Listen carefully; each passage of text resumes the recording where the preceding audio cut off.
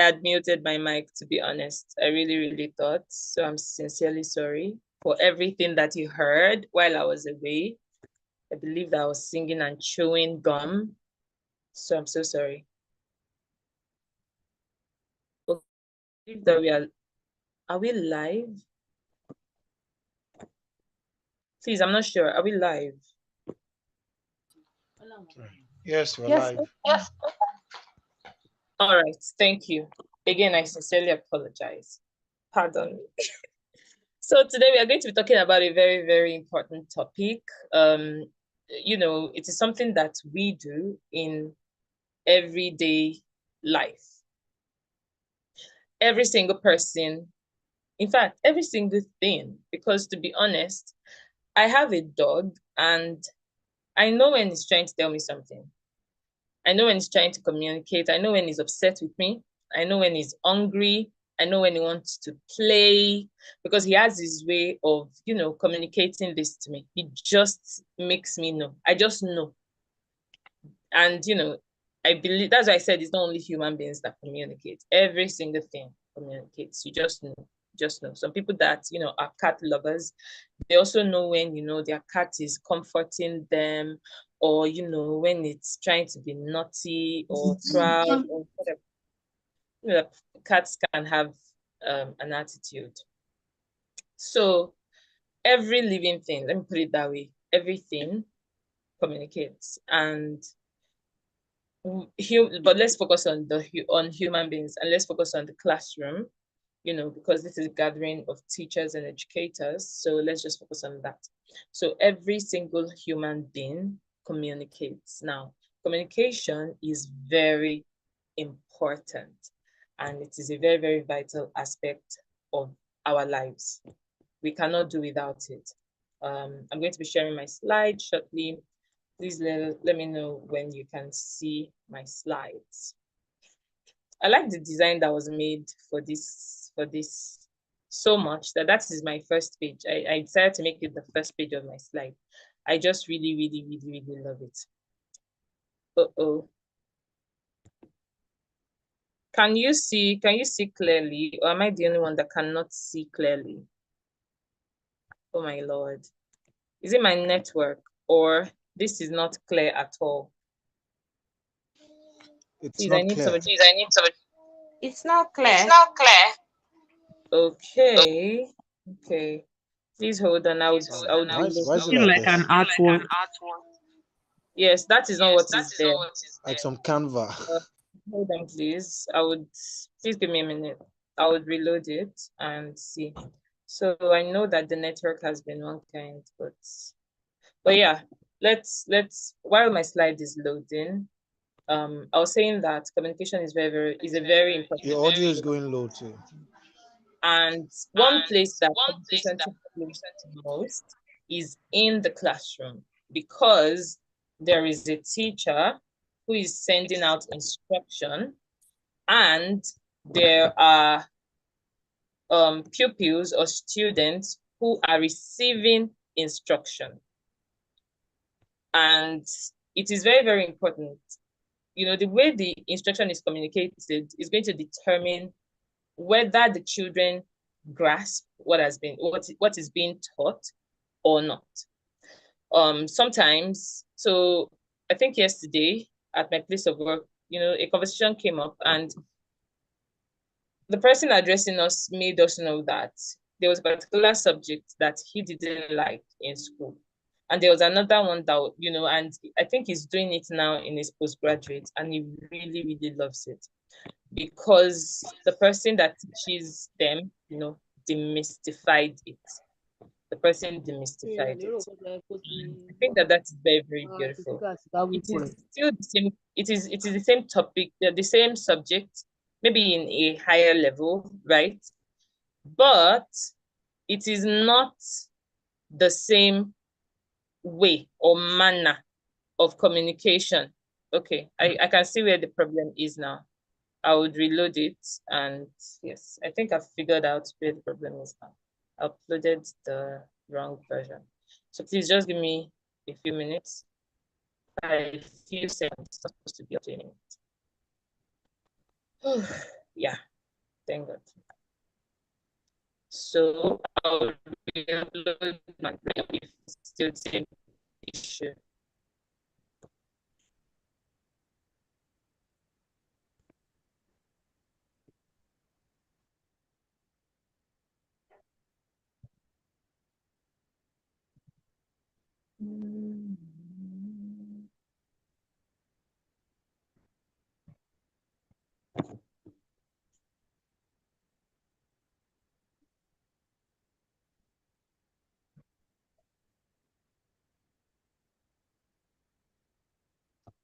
It's still showing the same thing.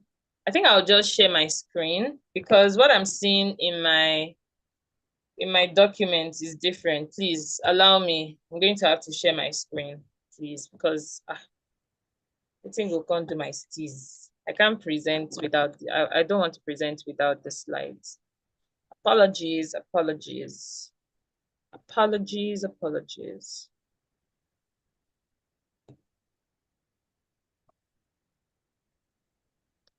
Great.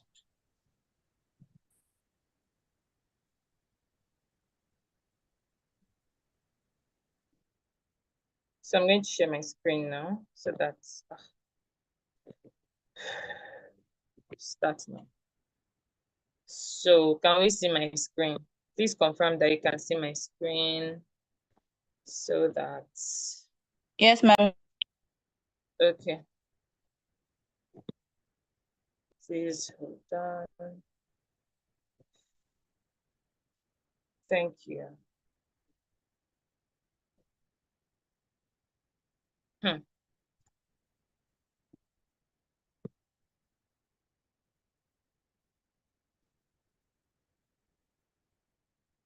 Okay.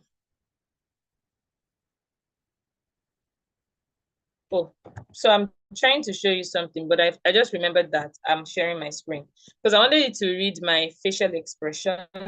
Tell me what you think, but well, that is already in my slide. Okay, I think it's finally showing. It's finally showing. Great. So we can all see it. So I was saying that I really like, this design that I made it page 1 of my slide, to be honest. I really like it. Kudos to the person that did it. I just really love it. Now, let's go straight into business.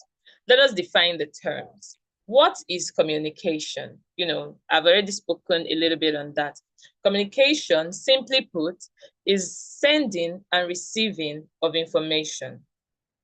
Sending and receiving of information. Simply put, the sending part is important, but the receiving part is just as important. And I dare say even more important. That's it. It is even more important because the truth is that if you're trying to communicate something and the person that you're trying to communicate it to does not get it, that is a problem. Now, there is a channel there are different channels of communication. Your channel can actually affect the way that the receiver receives the message. So it is very important as teachers that we do not just focus on sending the information, but we should focus on how our learners will receive the information. Now, something happened earlier in the week in church. I loved it. In fact, when it happened, I smiled because I was like, wow, I have something to talk about. I mean, I have a real life example to give in my coming class. What happened? There was a boy. This boy, I don't think he's more than 3 years old. And, he was looking for his mom. I could read, he was frowning. I'm going to tell you, like, he had a very big frown on his face. Very big frown. And by the time he saw his mom, he smiled. And, he ran to hug her. And that was really cute. She gave him, snacks to eat. And somebody stopped him. Give me the snacks. And he said, he stopped. He looked at the person and asked her, is it for you? Is it your own? And, everybody was laughing. Of course, because of the society that we are in, some people picked offense, I don't know. But I now called him. I was like, hi, can I have some of your snacks, please? And he paused. He thought about it and then he said yes. And then he gave me. Then, someone sitting in front of me tapped the other person and said, oh, you know that she's a teacher. She's a teacher. She's showing you that she knows how to talk to children and all of that. And even a 3-year-old, even a boy that is not more than 3 years old, understands that. I believe that the reason he didn't answer her and he answered me was because he probably at that time was like, hey, look at this auntie, something that is mine. You're not asking for it authoritatively. You're asking for it authoritatively. Whenever we are communicating with, so we'll still get there, we're going to talk about teacher-student communication. Sometimes as teachers, I don't think that we recognize or know that our kids are actually human beings. This is what I mean. We see them in human form, of course. That is why we teach them. But I don't think most of us get to that point where we know that, oh, this person is actually a human being that has feelings, that can feel. This person does not exist for me to just teach. This person actually has a life of their own. They are learning. They're, the same way I'm living life and navigating through life, they are doing the same. So anytime we communicate with them, it shows. It shows. It shows. And it goes beyond, I was saying, I started by talking about, giving instruction in class, how you teach, your manner of teaching and all. But in your other, let me tell you something. What really influences a child is not really what will influence a child about you. Yes. What will give that child an impression of you goes beyond what you teach that child in the classroom. It goes beyond it. If it's about giving and receiving instruction, it goes beyond that. The child will remember how you spoke to them. The child will remember, how you made them feel. There are people that, so there's this man who was my favorite teacher in primary school. I can't even remember what made him my favorite teacher in primary school. I just know that I really liked Uncle Bayo. I really liked him and he liked me and my friend. He liked me and my friend. So we just really liked him. Now, this is many years after. He follows me on Facebook. I follow him on Facebook as well. And every time I see his picture, I'm happy. I'm just happy. Do I remember what he taught me? No, never. I can't. If I mention some subjects, it's because I know that every primary school does that subject. Do you know? So I just know that this teacher was my favorite. Years after, that impression is still on my heart. I've not even seen him in years. I don't think I have seen him in a lot of years. I don't think I saw him after I left that school. Maybe one day when I went to pick my brother or something. Maybe. But even that brother that I went to pick, he's a big boy now. He's in his final university. So how many years ago was that? But I still remember, my heart still feels very warm whenever I see a picture of him. Anytime he's doing his birthday, I want to reach out. Oh, happy birthday, sir. And that's it. I don't think that it was because he taught me mathematics or he taught me English that I liked him that much. There was something about him that made me feel safe. There was something about him that made me feel loved, heard. And that feeling of respect and all of that is still here till this very day. Till this very day.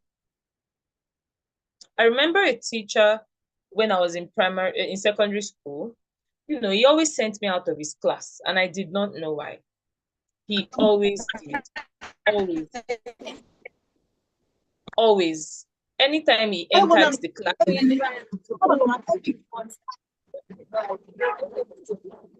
trying to see it on my camera and can you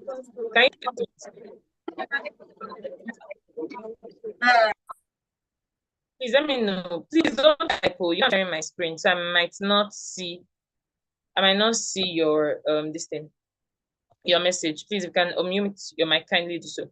So as I was saying, he always sent me out of his class. If I refuse to leave, he will not teach. He never told me why. He would just call my name and ask me to get out of his class. There was a particular day that he asked everyone to submit their notes. Now, in my secondary school, every single thing counted. Your note, your assignment, everything. It was a continuous assessment. So you cannot say that, maybe I did exam, I did test. Your 100 marks comprises all of that. And I was very, very confused. So he asked them to submit their notes, and I knew that was some 10 marks or maybe 5 marks out of the 100. And so I collected somebody's note and quickly updated mine. Do you know that this man came to the class, found my note? So he used to send me and my friend out, found my note, got up, threw it away, got upset, wanted to find out who gave me their note, how come my note was complete, blah, blah, blah. I just had to inform people. I just had to tell someone. And at the end of the day, his reason was very, very silly. I'm not going to lie. Very silly. Extremely silly. And it was just a communication gap. He could have just said what was on his mind, and I would have explained myself. So apparently he had entered the class one day, and as he entered, I ran out. So I guess he picked offense. I was like, this girl. So I came into the class and you ran out. What he didn't know was that there was a friend who had run out to go vomit. So the friend ran out and I ran after her. There was no time. Imagine, a teacher just entered your class. Will you now say, excuse me, sir, please, so person wants to go vomit in the restroom. Please permit me to run after that person. And he did not ask me. He did not say anything. He just kept sending me out of class. And he made a lasting impression, to be honest. He made a lasting impression. It's been years. I mean, I don't have anything against him, but I really do not think that I would bump into him and give him my warmest smile. I believe I'll just greet him and leave, to be honest. Compare that to another person. Now, the way you treat someone, I know that, you might be thinking, but that person, I mean, the teacher that he said, and, this other teacher, how does it have to do with communication? Let me tell you something. Everything that you do is a form of communication. How you treat someone, you're communicating to that person something, what they mean to you, the kind of person you are, the kind of person you think they are, the kind of treatment that you think that they deserve. Every single thing is being communicated. Communication requires a sender, that is the person who initiates, the communication. He or she transfers their thoughts or encodes a message. So when you have a message, it is encoded. And it is expected that the receiver will decode it via, when you send it via whatever channel that you want to send it through, you now hope that the receiver will decode it. Now, the most important thing is for the receiver to decode it the way the decoder, the encoder wants it to be decoded. I'm going to, talk about love a little bit. Thank God, we have people that are in love here, and even married people. There's this love language thing that everybody talks about. And, they keep saying, oh, you have to communicate in the language that your partner understands. For somebody like me, if you keep giving me gifts and you're absent in my life, and you're absent on days that matter to me, I'm telling you, your presence can never replace your presence to me. If you send me gifts, I would be angry. I might be angry, or I would just collect them, grudgingly, like, oh, thank you, I know. But what I really wanted was for you to show up. That is somebody, trying to speak their own language for me. It's the same way that, so the person hopes that, oh, by sending these gifts, I can't be there. I hope that by sending these gifts, this person knows and remembers that I love her.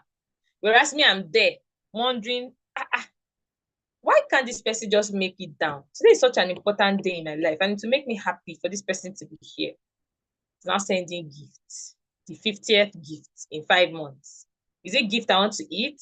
You know, and one person looks like they don't care, the other person looks like an ingrate, and it's just a communication gap. So let's stop talking about love now, because I know that the married people are among us, and some people, this is your personal sub, they will start choking everyone now. All right, so it is very, very important for the information to get to the receiver. Very important, very important. Now, it is also important for the receiver to receive what was communicated, not just anything. I believe that we must have had instances where, you know, you said something and somebody else heard another thing, and it was like, what happened? That was not what I said. And the person is like, well, that's what I heard. That is what I heard. When you said so thing, what you meant was this. And then you are thinking, from where to where now?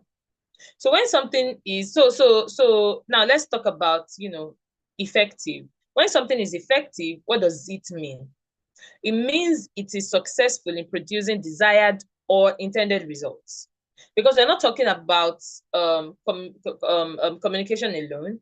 We are talking about effective communication.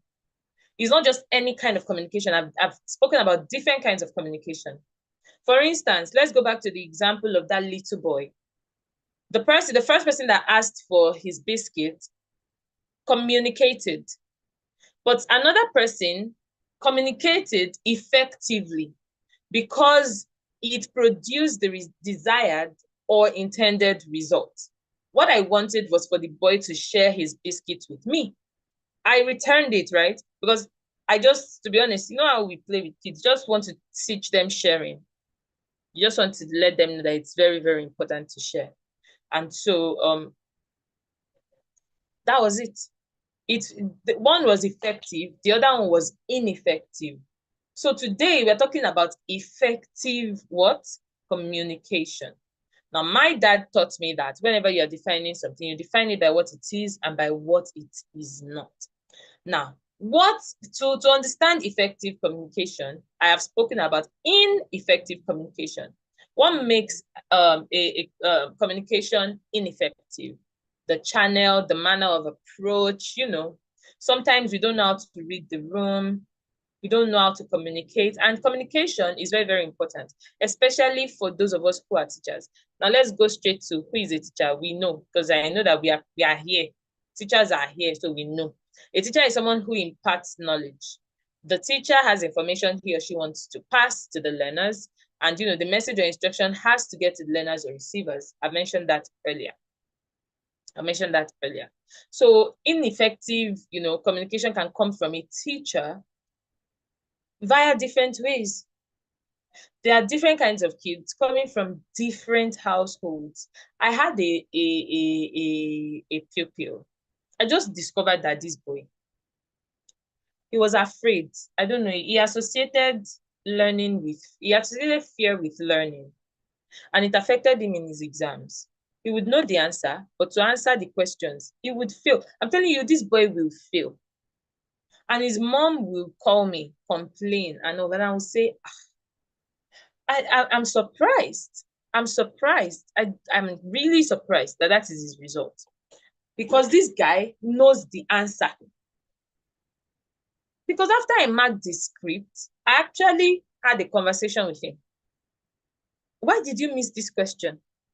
So, you know, I had to question the mom. I had to ask her some questions. And at the end of the day, I found out that, you know, the mom is kind of the cause of his association of fear with learning, because he was so afraid. I mean, she used to yell at him, beat him a lot. That was a method of teaching him at home. So if she should ask him a question, he doesn't know it, she'll beat him, she'll yell at him, all manner of things. So that is not, I'm not condemning her style of parenting. I'm just saying that she did all of that out of love, out of care. Like, okay, I've tried everything. I've tried to beg you. I've tried to, you know, teach you. I've tried. Your teacher is doing extra work on you, and nothing is yielding. Maybe if I shout at you, maybe if I introduce fear. And this boy got so affected that even inside the exam hall, I believe he was probably seeing his mom beside him, saying, "You write rubbish. Write rubbish. You see what I will say." And then he'll get confused and write the wrong thing. He will get home. His mom will ask him, maybe at the end of the term, we give them their questions. She will ask him questions, he will answer. "So what's your problem with this boy?" I had to tell her, "Please, ma, for a while, stop beating him." Because you are trying to force him to learn, but you are doing the opposite. He's associating, in fact, let me say his learning style is very toxic. So if you are being calm with him, that boy, if you are being calm with him, you are smiling with him and you're saying, "Hi." So the sound that letter B makes is B. He's looking at you and he's thinking, "Oh, how cute. So cute. She's so cute."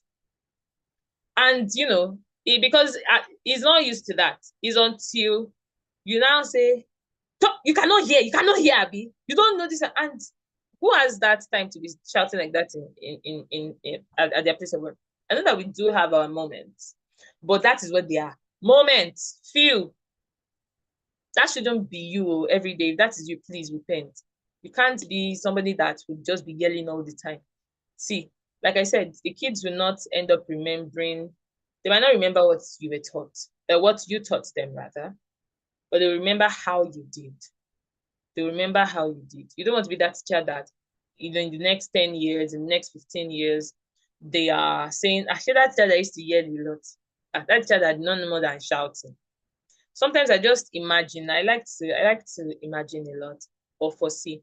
In a couple of years, my kids are already big boys and girls, and they are just on Twitter or whatever new app is out there. And they're just, reminiscing, talking about teachers. I always ask myself, what would they write about me? What? Whenever my name comes up, like, what would they write about me? Would they say, Mr. Aderonke, that's this, or they will say something about, is it a tweet that I will see and I will repost, or a tweet that will make me uninstall Twitter?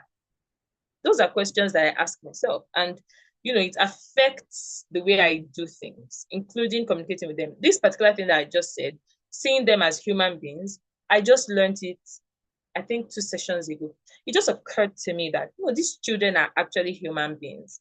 They can feel. So when they are sincerely confused about something, and I answer them sarcastically, I have only just insulted them. I'm highly sarcastic. I love sarcasm. I love it a lot. But I started unlearning, just recently, I started unlearning that see, you might be having fun, because I love the language and words. They're at my disposal. You can't win me when it comes to words, to be honest. I'm the kind of person that will say, "Oh my God, I'm so short of words. I have no words. I don't even know what to say." And I will talk for the next 30 minutes. I'm telling you, I will talk for the next 30 minutes. So words, eh? And so I always so whenever I'm being sarcastic, more sarcastic, this thing will come, but somebody else doesn't find it funny. There was a particular day that I was in a nursery 2 class, or no, year 1 class. And these kids, I don't like when they ask me some questions.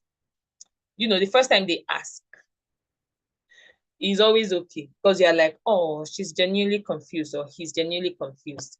But then you've answered, and then they keep asking and asking, and they're like, "Well, don't ever ask me type of question again in your entire life," And they were always asking me, "Mr. Aderonke, are we writing?" You see me. So I've explained. We've learned a song.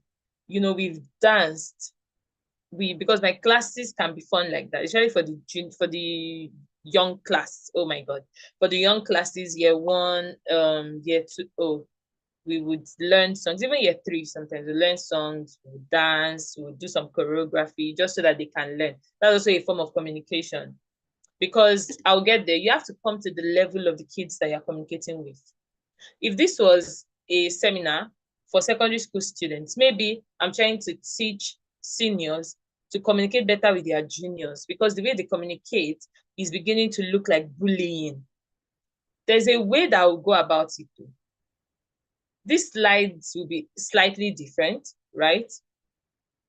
Maybe more colorful, and maybe the fonts will change, and my tone, I won't be using some words I'll bring it down to their level. So maybe sometimes the way the major problem is even our choice of words, our diction. What are we saying? How are we saying it? So back to what I was saying. So the girl, so there was this girl, she just asked me again. So the first time they asked, I was like, yes, because actually I was the one that started it. So sometimes I might just jot something on, but just write it on the board and they're already writing. No, don't write. Listen first, then write later. Or there are days when we go to class and, somebody has a question, I answer the question, then we learn a song, as a teacher that teaches nursery, lower primary, there are times that you just compose a song on the spot because a child is genuinely confused and you just think, okay, let me teach this child this song. So sometimes while you're teaching them that song, your 40 minutes is over. And so they will ask questions like, I'm sorry, okay, we did not write notes. And be like, no, don't worry, we'll write in our next class. So maybe, maybe that's why they used to ask, but that question was annoying. All of them, and nursery school now or lower primary, once somebody raises their hands to say, hi, Mr. Deronke, what is that? Before you know it, 6 others are already asking the same question. So I remember that when she asked me, because I had already, they know that, okay, I explain first, then we write. So that what we write is something that we already understand. They know that. So as I turned to the board and I started writing, she just said, Mr. Deronke, are we writing? So I told her, I was like, no, we are not writing. We are swimming. And I just took a glance at her. You know that I wish that my camera was on. So let me show you the look. Let me show you the look that I gave her. So it was like I was just writing on the board. This is my marker. And she asked, so she's behind me and she's like, Mr. Deronke, come and I'm like, we're not writing. We are swimming. So, the moment I took a glance, I just saw that she was looking very sad, very dark. I mean, she looked very sad. Her head was like this, and I was like, what's wrong, darling? Are you okay? And she was like, I don't have my swimming trunk. And I was like, I was genuinely surprised. I'm not going to lie. Because and that was when it occurred to me that this girl is just fine. She doesn't understand sarcasm. If I had not looked at her, she would have been sad. She might not have written. In fact, she might have written, but she might have thought about it all day. That, Mr. Aderoke said we were going to swim, and I did not have my swimming trunk. Maybe it's because of me that others didn't swim too, and we now wrote our notes. And swimming is more fun than writing notes. Wow. And that's how the girl will be thinking and overthinking and be sad. Me now, I was giving her a very, now, where should I put this thing? I did that thing recently and I felt very proud of myself. Let me put on my face. But I felt like, wow. African parents must be so proud of me. I didn't even talk. The child just came to me and said, Mr. Aderonke, please, where should I be there? I just did like this. And, the child just smiled. Children nowadays, they're enjoying, The child smiled and put it where he was supposed to put it. So in my mind, I was thinking, so you knew. And I smiled back, right? But she was genuinely confused because of the way I communicated to her, because of the way I communicated with her. She could not handle that level, If she was the one at the time that I told, I should have put it there. Very, very well. She would have put it there. In fact, she would have put it there a lot. So I'm back here. Let me read the chat. Okay, I can see. Yes. It happens a lot with texts. Yesterday, I wanted to have some conversations, with my boss. And I waited. I was tired. It was late. I waited because I didn't want to have any conversation with him that text. I wanted to look him in the eye. I wanted to, tell him face to face. It was not anything serious because I said look him in the eye. It was something quite sensitive and very serious. I did not want to talk to him about I didn't want it to be a call. I didn't want it to be. I did not. Because I was thinking, call. See, I want him to read. So which would lead me to the next part of our. I want him to read even my expressions. I'm somebody that I gesticulate a lot. I don't think I can talk and my entire body is not talking with me. Can you see? Did you see the way I did like this? It's just, I don't know. I don't know. My body and my mouth, they are so connected. So there's a way that we talk and the body also talks. That was it. But there are a lot of text messages that you send to somebody. And I just thank God that I have friends that communicate. I have friends that communicate. So there's this friend of mine. She's in talking stage with somebody that she really, really likes. So she was out gisting me one day that they spoke that, oh my God, we spoke so long today. We spoke so his longest call was 3 hours, but we broke the record today. And she was just telling me all of that. And I was like, So I was like, oh, there was light. Like, so their light goes bad many, many times. So I was like, that there was light and network for that call. Like, me, I was happy, like, thank God, that your call. This your guy that you're just talking about all the time. Thank God that light, Nepal, and network did not spoil show for you. Because if there was no light, there would be no battery. And if network was fluctuating, you people would have had to not call. Do you know that immediately? Because I just wrote, there was light and network for 3 hours. Next, she just wrote to me. She was like, babe, that sounded very sarcastic.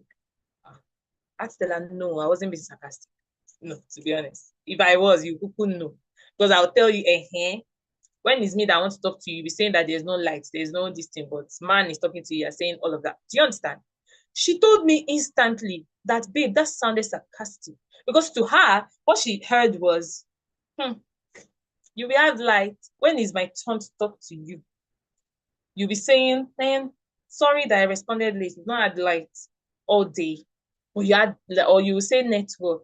We want to call. You'll be saying, babe, the network is bad. But man called. Did you get? Thank God she spoke her mind. Thank God. Because that's how she'll just be in her heart. She's just like, this Ronke is a hater. What kind of friend is this? And I'll not tell her anything again. So it happens a lot via text. And, we have different kinds of communication. But, I think that all those kinds can be grouped into verbal and non-verbal. Because, there's written communication. To me, it is also non-verbal because, you're not using your mouth to say it. There's verbal, there's non-verbal communication. Let's just leave it at those two. When it comes to verbal communication, you have words, spoken words are involved. Clear words are spoken.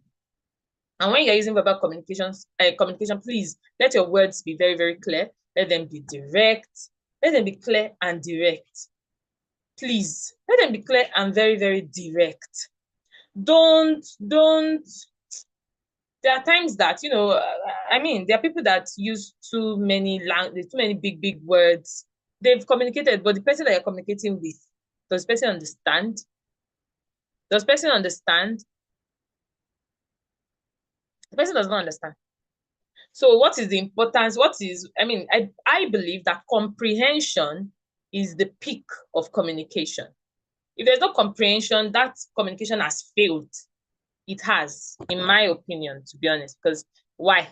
What's the essence of all the communication if there is no comprehension? So whatever you have said must be what? Must be communicated. It must be comprehended. And so we also have, so please give me a few minutes. This thing is loading. Yes, finally. So we have non-verbal communication that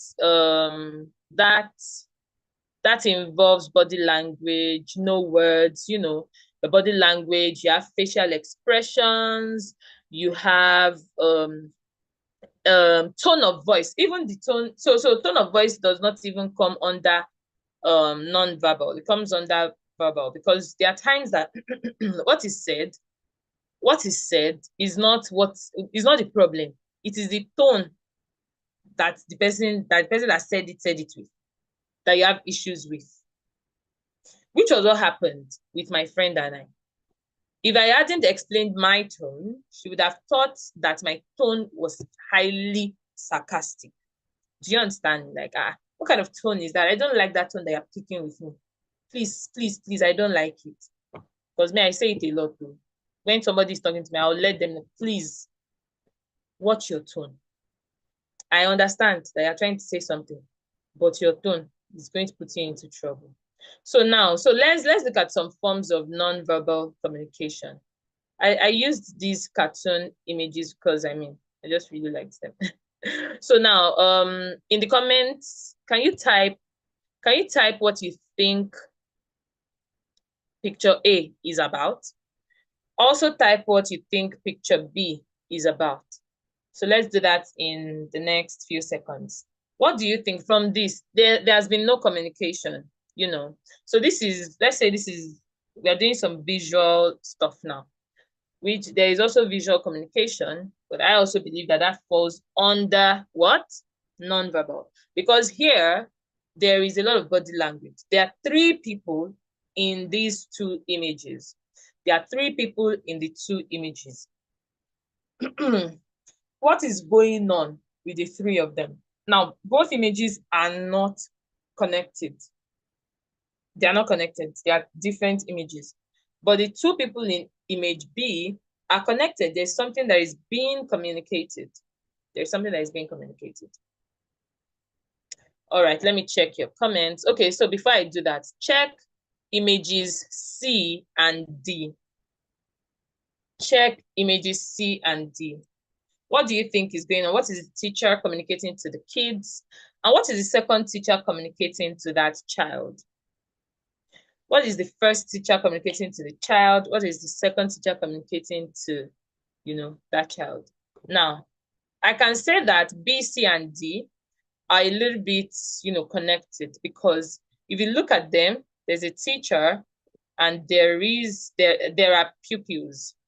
And, there are different reactions from the pupils based on the communication of the teachers. Non-verbal, no words. At least you can see that there are no words. The only voice that you can hear is mine.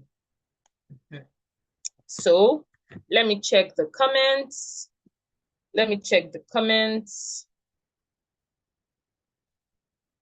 Okay.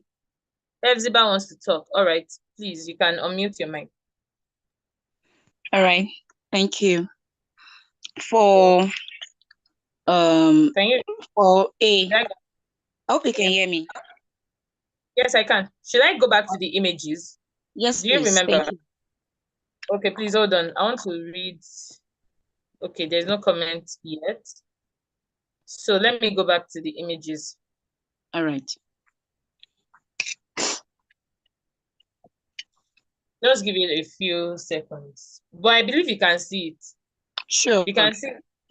Nice. I can see it, but it hasn't come up yet. All right, let me just go on with it. For the first image, that's image A, the boy is interacting with his book. Okay. That is non-verbal. There is something probably he come across in the book that led him to react that way. And for image B, or probably he doesn't understand something from what he was reading. But in a nutshell, that's a non-verbal communication taking place in image A. For image B, I guess the boy is playing the violin. The boy is actually playing the violin, but it's like he's not getting it correctly. And there is this eye contact, like, come on, you're not doing it well. And the boy had to look up and be like, really? That's what I can depict from the image for image B. For C, the teacher there is trying to shut the pupils, to just stop making noise. Or it also depicts the teacher asking them questions. Probably he had asked them question earlier before now, and they were just giving different answers to what he had asked them. And the teacher is just like, really? Okay, kind of. That's what I depict in from image C. For D, the young girl appear as though she had done something wrong. And it could be the teacher, it could be the mother or the aunts. I don't know what relationship they have, but the old the young lady is feeling bad as a result of what the woman is telling her. That's a verbal communication taking place there, and there is a reaction to what the woman had said. Apparently, from image D, the woman is expressing verbally. Thank you. Very, very good. Thank you so much, Hepzibah, for that. That was really, really good and detailed. So let me see if nobody is typing. Really, I thought I was going to come here to a lot of comments, but all right. So Hepzibah's comment was, I mean, comprehensive enough. I really love it, and it was good. Now let's focus on the images again. Let's look at images B, C, and D first. Obviously, there is a teacher and there are pupils and there are reactions.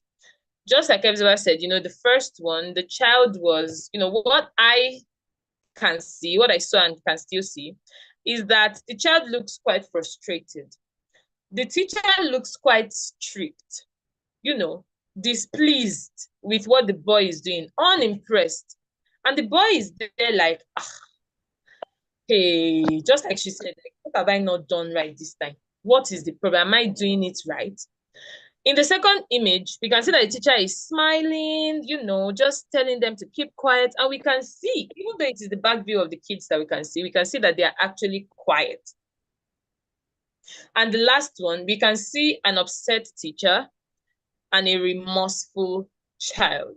Now, why did I show us these images? Okay, image A, we can see a confused child. This child is reading the book and the child is like, what is this? I don't even understand. Why did I show us these images? It's just to express that, see, you can read a lot from body language. Non-verbal communication is just as important as verbal communication. As teachers, we are supposed to pay attention. Now, look at this B. If this child was in your class, you are teaching, and the child is like this, the child is this tensed, just because the child is in front of you, it says a lot. You should be able to read their body language. You should be able to notice when your kid in your class, when your pupil or student is not happy, when the child is distracted, you should be able to tell, because the body language, a child that used to be very active that suddenly is no longer active. You know, there was a time that I noticed that a child changed. And I later found out that it was because, so her mom used to work in my place of work, but she left. And at the same time, her sister, who also used to be in the school, she graduated from the primary school and went to a secondary school. Hostel. This girl changed. She became more reserved. She stopped doing assignments. You know, I don't like how teachers behave sometimes. I don't understand how an adult will be talking about an 8-year-old, a 9-year-old. She's no longer serious. She's no longer this. Oh, her mom that used to monitor her is not. I don't get. Don't we have kids in this school whose parents are not here? So I had to call her. I really had to call her. It occurred to me that where her mom works now is so far from, you know, their house. And so this girl does not see her mom until late in the night. Their neighbor will come and pick her from school and she will be there. So there was really no close monitoring. She might not do her assignment, she might do it and not do it well because her mom is not there. And maybe when her mom comes back at night, she will just ask, have you done your assignment? And say, yes. Did you do it well? Yes. Because the girl, very, very bright girl. I'm telling you, extremely brilliant. And it made me worry. In class, you'll be teaching her, you'll see that she's absent-minded. You have to call her to come back to class. Or she'll be scribbling. Or she'll not just pay attention. This is a child that used to enjoy classes. She was oh God, I really I like when kids ask me questions. I love it. I'm not threatened by questions. If I don't know the answer, I'll just tell you that, well, I don't know the answer, or I'm not sure about the answer. Yes, that's what I'm really saying. That, well, I'm not so sure about the answer right now, but we are going to use the internet, right? So I can bring out my device and search right in front of them. But you know what? Let's ask Google, and I'll type it. And me, I'm always looking for aspects to teach. So I'll just let them know that, you see, that I used Google for something good. The internet is not your enemy. You can use it, but don't rely solely on it.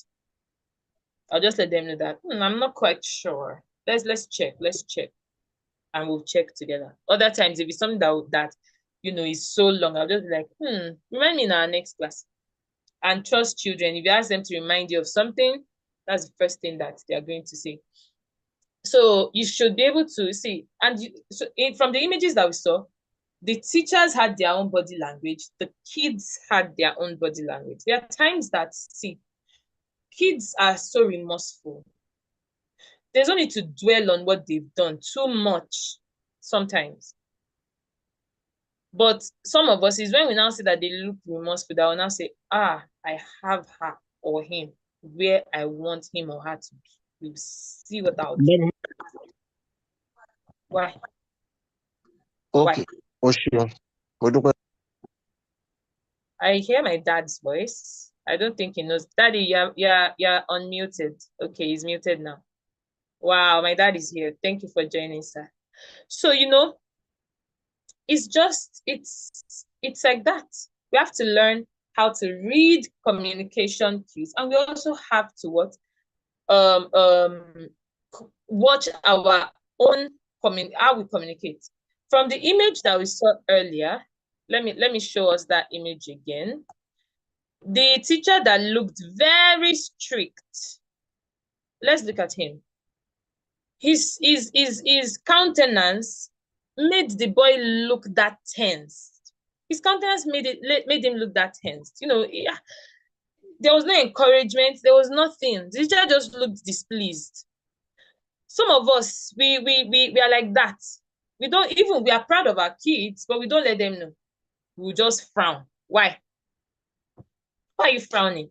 When the child does it, I'm always telling my kids in school that, see, I always praise them. I will never be part of people that believe that don't praise a child. When you praise the child, it will get to the child's head. Me, I will praise you. I will let you know. And while I'm praising you, now I'll just chip it in that, see, this is a well done. This is not a stop working. You can do better. You can get better. It's because you did really well that I'm saying. And I would really love for it to continue to be like this.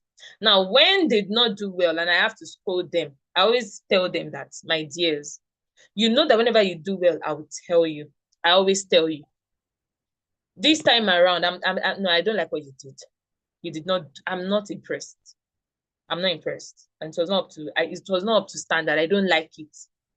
And they will just. I mean, sometimes they always look remorseful.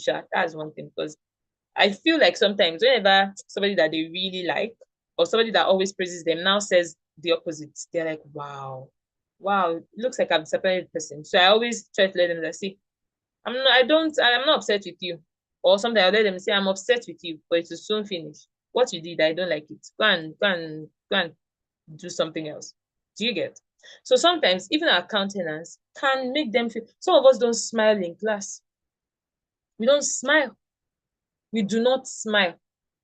Your body language is so important. What you are going there to teach is important as well. But let me tell you something. You're the carrier of the message. You're the carrier of the message. Imagine that you order an Uber.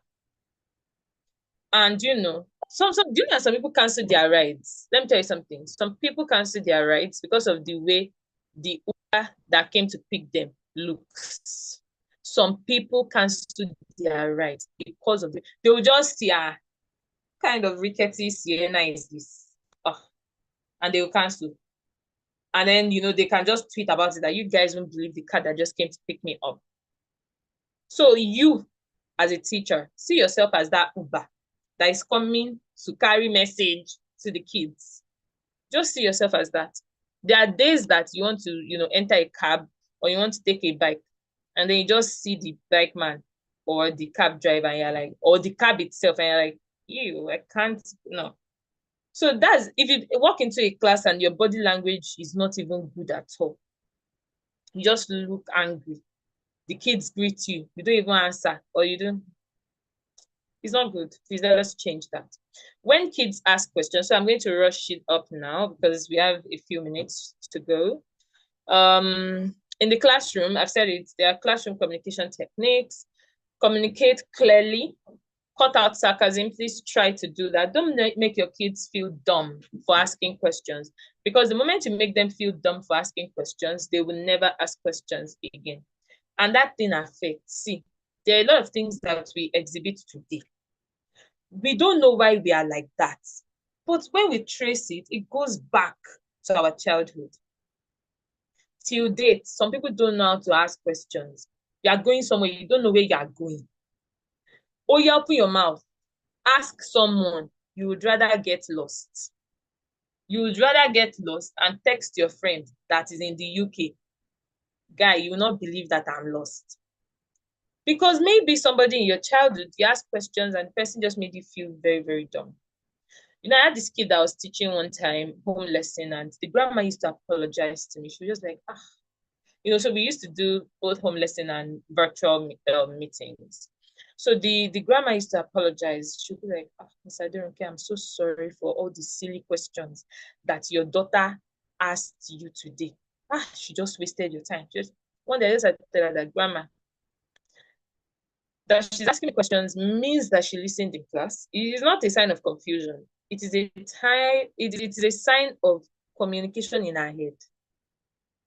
She's having a conversation in her head. There's something that she used to know that, you know, or there's something that I told her that is not adding up in her head. So she's thinking, excuse me, ma. That's how I see questions. So please treat your kids the same way. Encourage them to ask questions. Sometimes people not asking questions is not a sign that you taught them well. Sometimes they are bored. Kids can get bored. It's not easy. They woke up really early. They came to school really early, from straight to the assembly ground, singing, dancing, all of that. Some have not even eaten. And you are teaching. After you left, another child went. After you left, another child went. After you left, another child went. And then that child now used part of their break. By the time they now started eating, break was over, another child entered. I said, pack your food. That's rubbish. What were you doing when others were eating? They've not finished their notes. They've not done anything. Then like that, till close, till 3, till 4. If your school is like, and then they are there, and you are just going. You're just sometimes like ease things up. Ease things up. Sometimes I try to use some slang, and my kids always look at me like, she knows our slang, really? So they sent me friend request on Facebook, and I'm happy. I'm not going to lie, because when I was in secondary school, was it no after secondary school, that was when Facebook, yes, after secondary school, I saw that it was my teachers that was sending me friend requests, and I was wondering why. But these ones, I know that they are still seeing, and they even comment on my pictures sometimes, and I'm like, this is so cute. So sometimes I just use some slangs, or you know, I mention something that you can relate to, and they will laugh or they will steal glances, and I'll catch them. I'll be like, you're looking at each other again. You are looking at each other again. There's a girl that likes to draw. She draws in all her notes. But me, I know that I used to draw when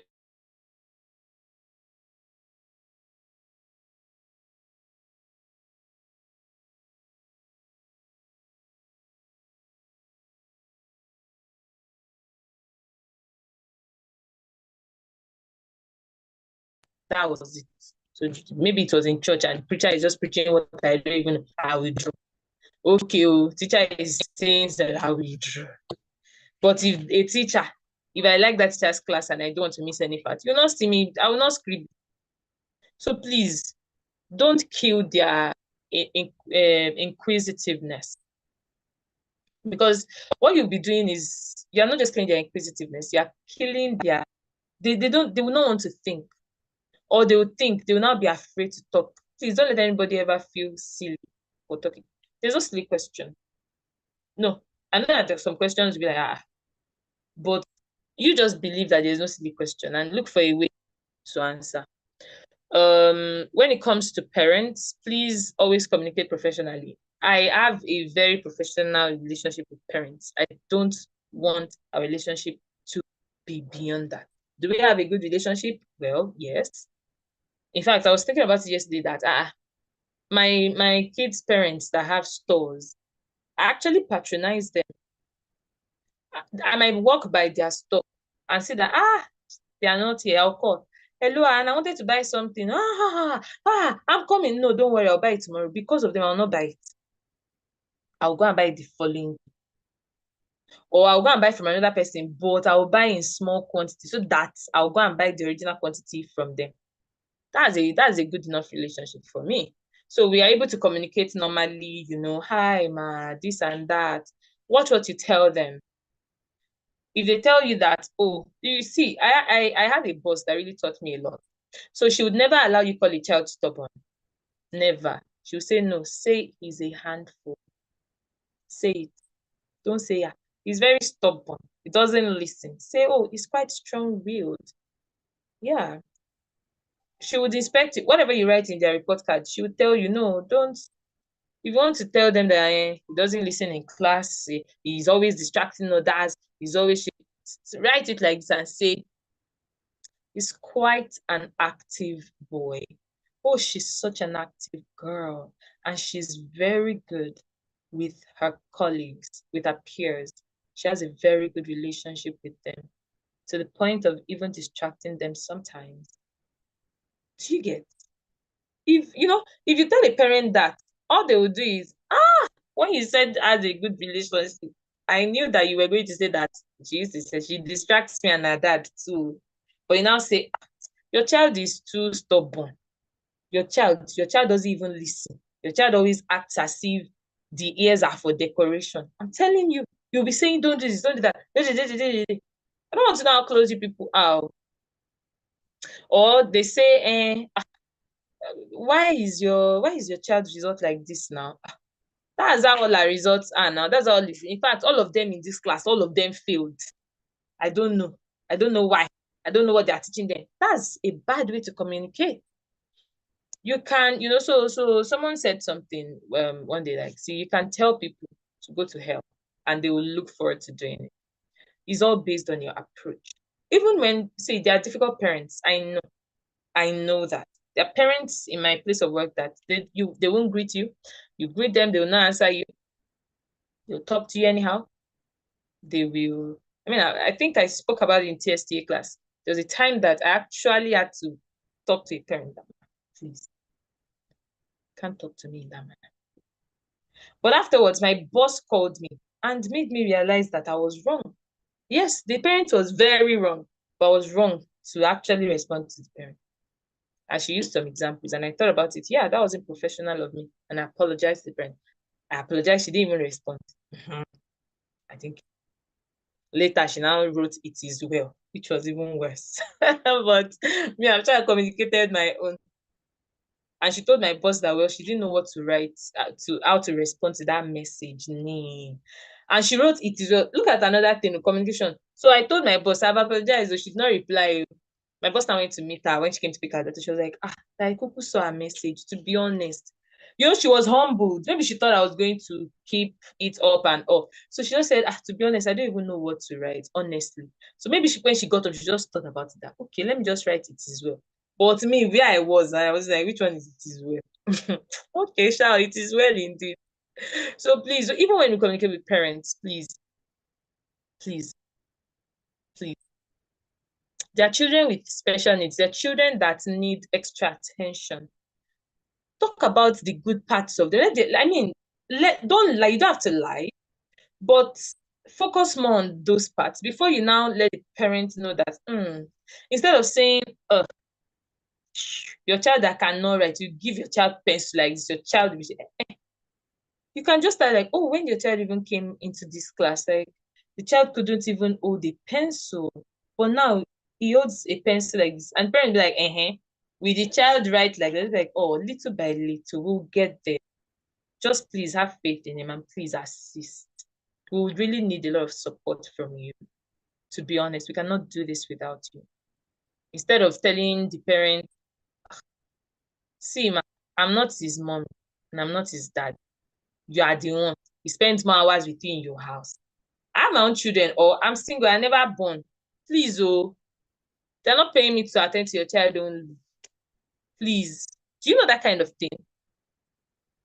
Don't talk to them anyhow. Though inside your mind, that is actually, oh, Ms. Adora, you want to say something? Was that a mistake? Yeah, I just wanted to tell you about timing. Sorry.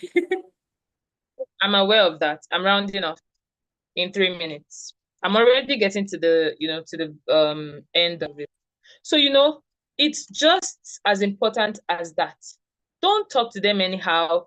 Don't, even people in general, because you're killing people's self-esteem because of the way you communicate with them. You are telling people more about yourself because of, things that you say.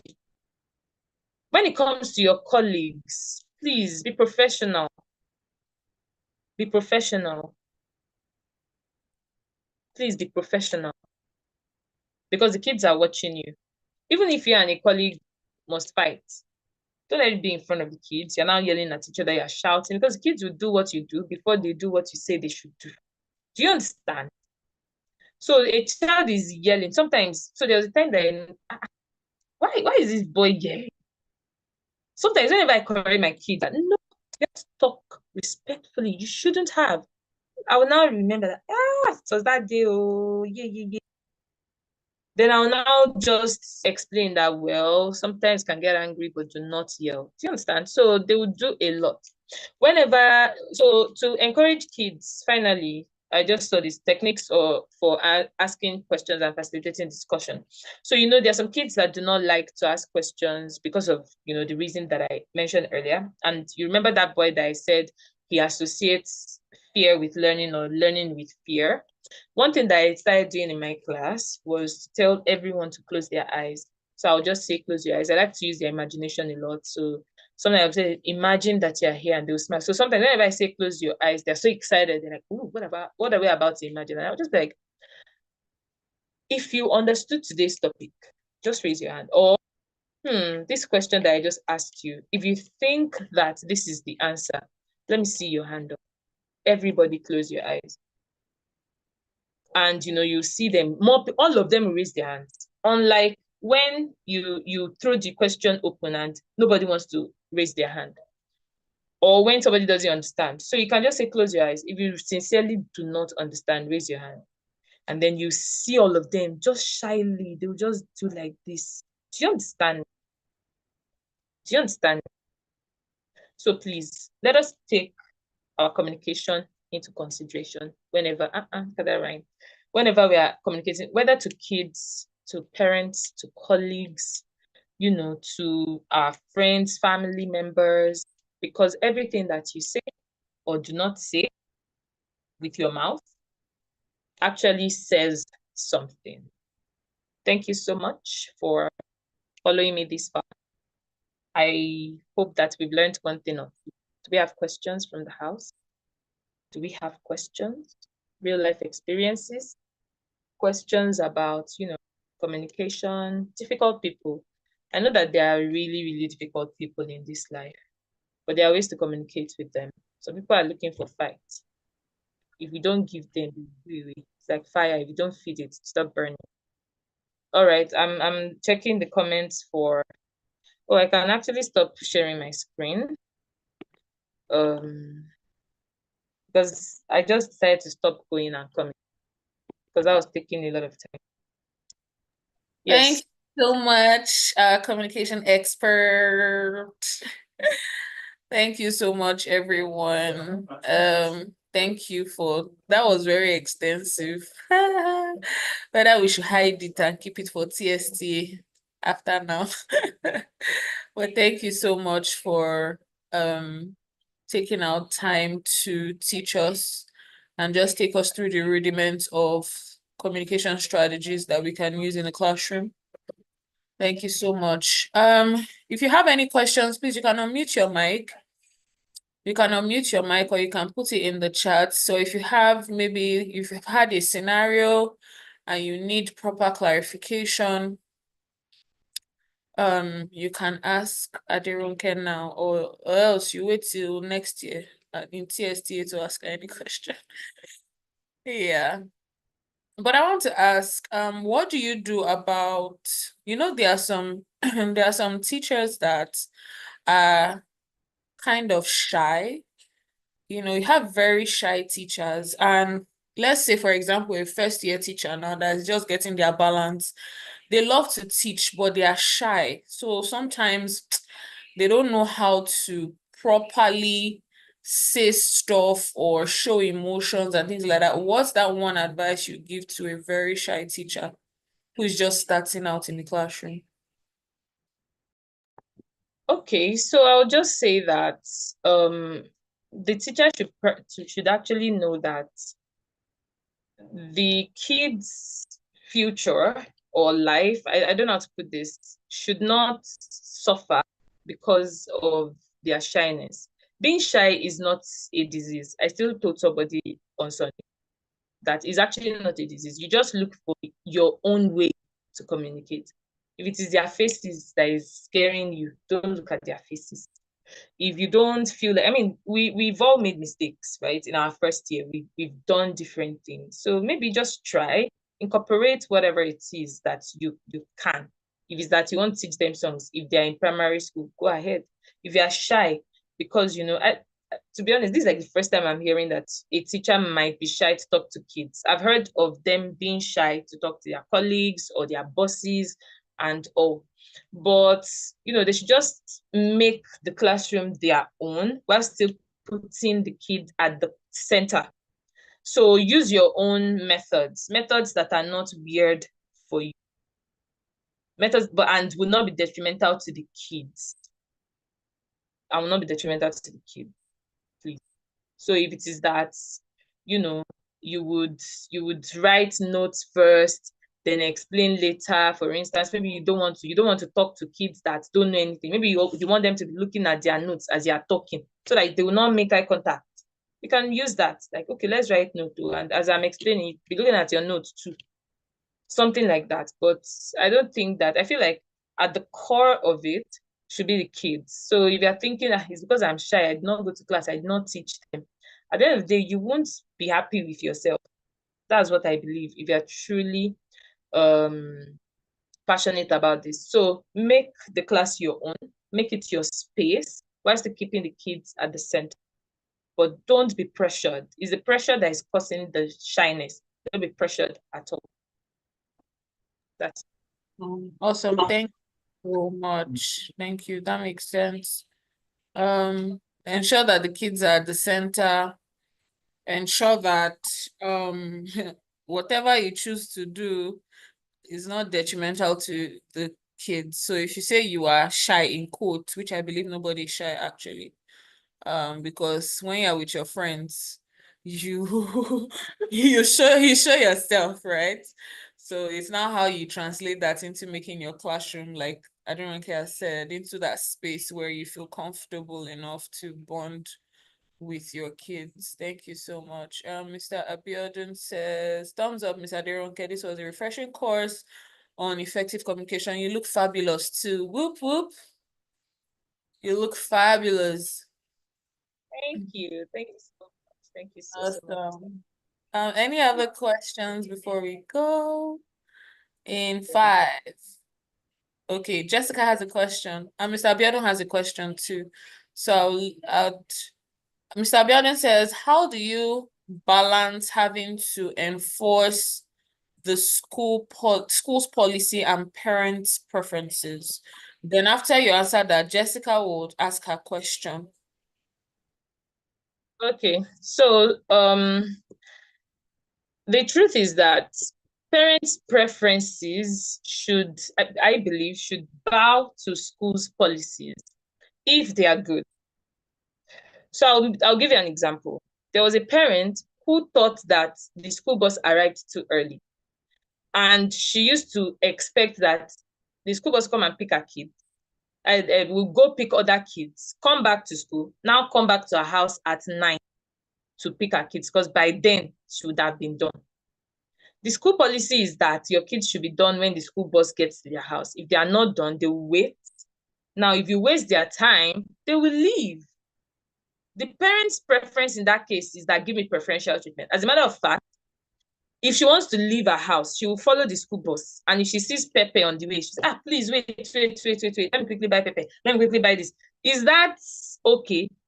If the school keeps serving some parents' preferences, the school will become nothing, if you ask me. Zero standard, zero anything. So the school's policies, if they are good, they should stick to it. Parents will eventually adjust, especially if these policies are building their children. No parent wants to bring their child to school at 7, especially those that do not have, jobs that they have to go to on time. Every parent, especially in nursery school, they want to come and pick their child at 12. But if the school is saying, please let them stay till 2, okay, blah, blah, blah. Their parents that want to come and pick their children 8 p.m., but the school is saying, come and pick them at 4. Anything after that, you might pay a fine. So the school does not have to submit to parents' preferences if the school's policies are good. But in places where the parents are suggesting something good and transformative and something that will push the school forward, I believe that the school should listen to them. The school can listen to them. But when it comes to some personal preferences, it's not the parents that build the school. They are not the ones that form the vision and the mission statement, which I believe that is what the school is running by. So some parents will not be satisfied. Do you understand? Any communication, and any tips to communicate effectively in this context when policy is good? I believe that you people will discuss it during parent-teachers association, meetings and all. They should be communicated. As you are doing orientation for students, new students, let them do it for the parents. That, okay, well, here, this is what we do. For instance, you cannot, in my own place of work, the kids wear black shoes, no brown, no white, no colored shoes. It's black. From the day you come, we will let you know your child can wear black shoes. Or they will only wear black shoes. And they on the day when it's our jean day, we only allow blue and black jeans strictly, no colored this thing. So the day you bring, or we don't allow color that happen, you can make any hair. So we would have told you the school has, you would see it written, you collect it if you are satisfied. If you are not satisfied, you can ask questions and then we'll just explain that, well, it's just school policy. We just like, that is how we prefer, just to contain so and so. So I believe that the parents should, there was a time in my primary school that they stopped parents from bringing cake to school to celebrate their kids. And they explained to them, my mom told me that there was a parent that came with association of people to come and disrupt, and disrupted activities in school. Then some, in my primary school, they did not allow us to bring food. School used to give us food because they said that some kids I think their reason was some kids used to bring, some really good food and some will bring, and it was affecting. I can't really remember. I was too young I can't remember that part.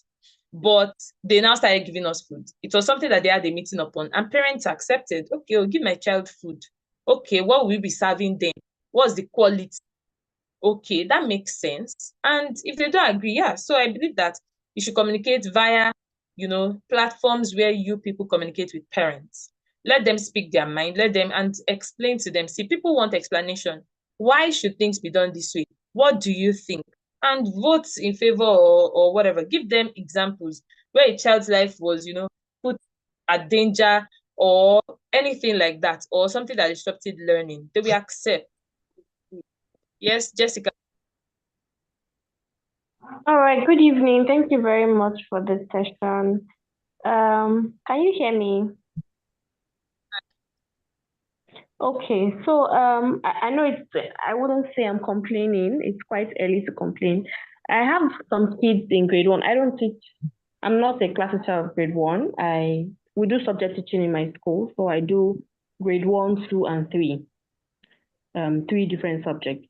So there are kids in grade 1 that I started using stickers to, motivate them to write. I do other forms of communication, body language, sign language, and all of that. But there are some sets of children that they don't write. You can beg from the beginning of class till the end of my period, and they will just write maybe a few lines. In some cases, they have to take that book home, and it's not allowed in my school to write for them. Meanwhile, the parents will complain that they are seeing teachers' handwriting in the children's book. They want the children to write. They know the children are slow writers, and I'm looking for ways that I can communicate to this set of children that they have to be fast or they have to put in more effort. They are, let's say, nonchalant. They are not motivated. Even if I give stickers to everybody and I don't give to them because they are not done, they don't care. So they are not, I'm looking for ways to probe them, sort of, to push them to do something. Some of them don't, if you like, cry, if you like, fall on the ground, you're on your own. They don't care about any form of, what will I say now, any form of encouragement that you want to use. So I'm looking for ways, is there any way I can communicate with these children so that they can, pay more attention or even write in class while others are writing? Okay, so the reason they're not motivated by the stickers is because stickers mean nothing to them. I feel like if you want to really encourage them, or teach them something, you have to communicate language that they understand. So there was this, so that, first of all, that's not a difficult, that's not a rare thing to happen in year 1 or grade 1. It happens a lot. They're coming from nursery school, they hardly ever wrote, and then you're giving them notes. First of all, the notes, are they a lot? Secondly, are your boards calibrated? Today, what I mean is, on your board, you have read like, so that you're starting your capital letter B, starting from the red and stopping at the blue. All those things, those minor things can affect a child, because the child is wondering, where did I begin? This woman is writing on a plain sheet. I am supposed to write in between lines. I don't know. Other times, it might not be laziness. Sometimes, it's just, they don't understand. They're just settling. Only in this first time, children have that issue. The new teacher, they're in a new environment, they are now writing. They're coming from a place where they hardly ever wrote. They will just scribble, paint or write numbers or write 2-lettered words. And now you expect them to make sentences. So is your note too much, number 1? Number 2, are your boards calibrated? Do they know where to start from? Did you communicate that very, very well? Another thing is to find something that will really, really motivate them. So there was this boy that did not used to write in my class, and I found out later that he did it on purpose, because later he used to write in my class and he will not write in other classes. So his class teacher would have to try to help him write it, like, come and stay beside me, oh yeah, pick your pencil. And what did I do? I don't know if it's a good method. I hope it is, to be honest. This boy likes food. He loves food. And coincidentally, I used to teach them before break. So I would say, I hope the bell isn't jingled before some people stop writing. I'll be saying it little by little. And then I'll notice that it's just looking, or it's just, then I'll now say, once that bell is jingled, everyone will go on break except the child who is still writing. I don't mean that. I would never starve a child because he did not write his note. So there was a particular day I noticed that wasn't working anymore. So I took his lunchbox. I actually carried his lunchbox and said, I will eat your food. Thank God I have lunch. Immediately he started saying, Miss Adoronke, I'm writing number 3. Miss Adoronke, please, I'm writing number 5. And it was so funny because I was like, what? Is this what worked for you? Another day, it was telling him that, well, babies don't write. Would you want to be in a baby class? Maybe we should take you to play group. And he was like, no, please, no. I was like, please, maybe. Because they don't write there. He's like, you don't want to write. And then he begged. In fact, he already started crying. And I was wondering, okay, it's okay. Go back, go inside. Go and put down your bag and write. And then he started writing till he outgrew that. So for a child like that, he liked this food more than any sticker. He doesn't care about stickers. He did not care about, because I used to give them high fives. He did not care. He did not care. His own was, let me finish and eat my food. So after a while, we didn't have to do that anymore because he outgrew that phase. So I just feel like maybe you should try to look for something that will motivate him. You might not go as far as I did by saying, oh, you're not going to have lunch, or I'm going to eat your food. Thank God I have extra lunch. I might even say, my man said that somebody brought yam. And sometimes I might be correct that maybe he brought yam and egg or rice and jollof rice and chicken. Coincidentally, I might just saying it though. Like, my man said that somebody brought jollof rice, yummy jollof rice. Thank God I will eat it. And he will start writing fast. So I don't know. I just wanted to know that it's not really rare. You just have to encourage them, reduce the note that you write for them, monitor them personally, go stand beside them, call them back to class. Sometimes their minds stray, right? Just call them back to class. Come back to class. Okay, start writing. Okay, so let's go. Sometimes you might have to bear with them calling it letter by letter. So you say, what's the first letter, right? U, yes. P, good. Go to the next line. Everybody, B, E. If everybody's doing it that way, the child might not want to feel left out, like, oh, this looks like fun. So I feel like, we still just have to come down to their level. If they're not doing something, it's because they don't understand it. They're still processing. So please, I hope that you try some new methods. Good, really nice, harmless, no threats, no beating if possible. And I really hope that you see positive results. All right, thank you very much. Any other questions before we go? Our time is really, really fast spent. Actually, I foresaw that questions were going to be a lot, to be honest. I did foresee that. Yeah, I just want to add as well. I feel like also parents should be involved as much as possible. I don't know if that was mentioned. Parents need to be involved as much as possible. When you see a child not cooperating, the parents as well should be given resources to support that child at home, because there's only so much you can do in school, right? So there's only so much you can say, there's only so much you can do. So parents need to be given the resources to help their children at home when you are not there, so that it can be a lifestyle for them and they get used to it. Yeah. I agree with that, because sometimes parents do not do anything and they expect that teacher will do. And sometimes parents do not know that they have to do anything. So at least, yes, you have to involve the parents or tell the teacher or tell the school management. That's what I do. I just go and tell the school management that, so it's a person, I don't understand. Please, can you communicate with the parents? Thank you. And sometimes they help, sometimes they do not. They will just interpret it as teacher is not doing their work, and you just keep trying your best. But just let the parents know. Because at the end of the day, when they come for open day and their child's note is empty, or there is inconsistent handwriting, they will fight. So yes, that was a very good one, Mr. Dora. Thank you so much for adding that. Any other questions? Because oh my God, it's almost 8. This feels like TSTA class. Our TSTA people will not be surprised at all. So I think, no other person has a question. If you have a question, signify in 5, 4, 3, 2, going 1. All right, so I think that there's no other question. I'll just mute my mic and hand over to Mr. Dora.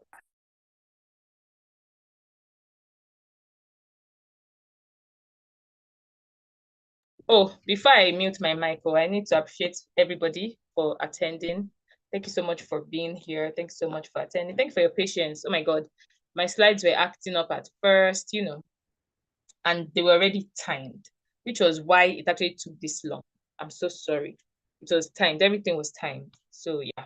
Then I want to especially appreciate my dad. My dad is here. He had such a busy day. And I know that he's still very, very busy. I don't think he's home yet, but he joined to support his baby girl. Thank you so much, Daddy. They always join. You know, when I had my TSTA project, my parents joined, and I was so happy. Thank you, Daddy.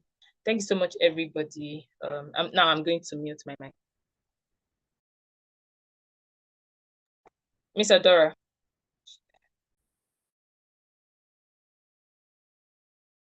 Sorry, I didn't get that. I was away from my system for a bit. I was saying that I was handing. Okay, please. I think my dad wants to speak. He's raising his hand. All right, sir. Welcome, sir. So I just appreciated him. I think he just wants to acknowledge that. Daddy, you can unmute your mic. Daddy, your mic is muted. Abi, maybe he raised his hand by mistake. No. Very... I didn't raise my hand by mistake. I will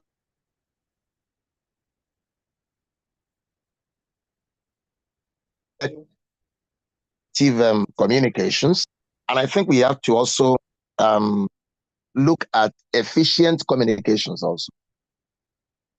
And when you look at what is efficiency is when you are able to say what you want to communicate within a short period of time. And as teachers, when we are communicating with children, as much as possible, they want to quickly listen to what you are saying, be able to process it, and be able to bring out what you want them to do within a short period. They don't have all the time to help you sift the important information. When there are too much of information to a child, they have difficulty in quickly knowing what exactly you want them to do. So as teachers, we need not only to be effective, but we need to be efficient also in our communications, knowing fully well that our target audience need to make up their mind, because we want them to actually carry out something, do some things, and react or respond. So when it takes too long for us to know what is the actual thing that the teacher wants us to do, then it's difficult for them to process and come out with the commensurate actions from what you've said. I just needed to put that on. I don't know whether that is helpful, Yes, to this. Yes, very, very helpful. Thank you so much for that addition. That is very, very true, because the attention span of children is quite short. So if you are not taking advantage of communicating quite fast, you would lose them. You would lose them because they are surrounded by distractions and their minds will stray.